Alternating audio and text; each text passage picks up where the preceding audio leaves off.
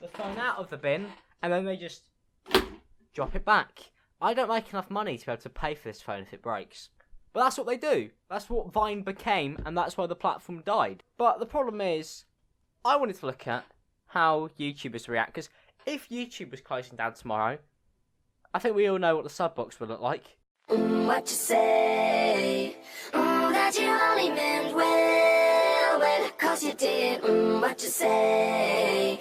That it's all for the best, because it is. I mean, YouTube could change the layout and I'd make a video saying that the website's closing down. Because, that's YouTube 2016.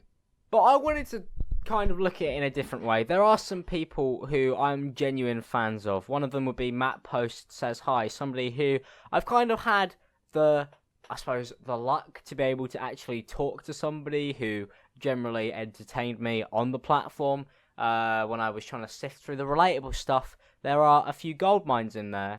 And it's kind of sad, there are a lot of genuinely funny people who used the Vine platform well and actually made good creative content, who are now kind of stranded, left losing their millions of followers due to the fact that the site is closing down because it died. And a lot of people always say, YouTube's going to die soon. Oh, YouTube's dying. I don't believe it is. I think YouTube is too much of an entity to be killed off at this point. I see YouTube like I see TV. Yeah, TV is dying, but it will never totally leave. TV is TV. It's like ingrained in our minds at this point. Pray to God that YouTube stays that way. But there are a bunch of creators right now who are kind of left stranded.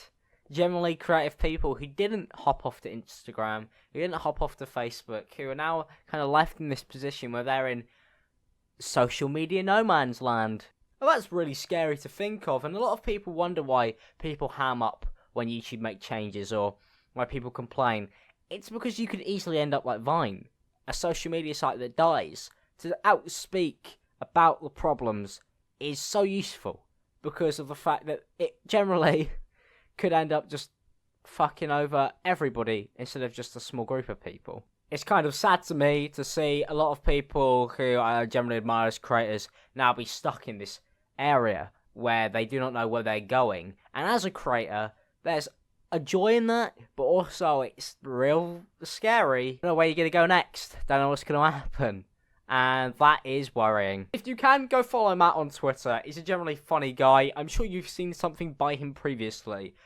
He's cool. And he is one of many creators and people who use this platform generally for good, who have suffered at the hands of relatable comedy and damn Daniel memes, because those were funny. Vine was also generally a positive movement for a lot of minorities. A lot of people found their voices, a lot of comedians found their way through the social media platform. It helped cover a lot of events, it got a lot of messages out, and there was a lot of funny stuff that came out of it. It generally did do a lot of good, but then there's the Vine compilation, so outweighed.